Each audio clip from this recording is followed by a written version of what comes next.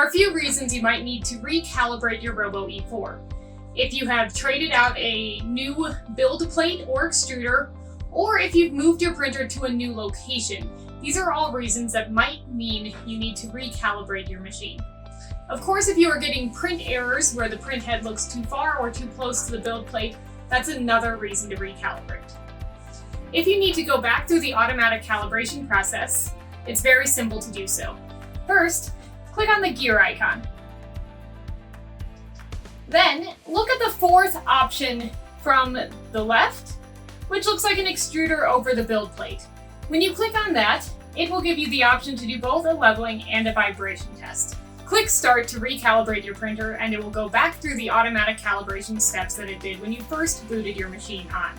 Now remember, this process can take about 7 minutes, and it will get rather loud in the middle, so make sure you're not doing it at a time where the noise will be a problem. Once you finish the calibration process, you are ready to continue printing on your Robo E4.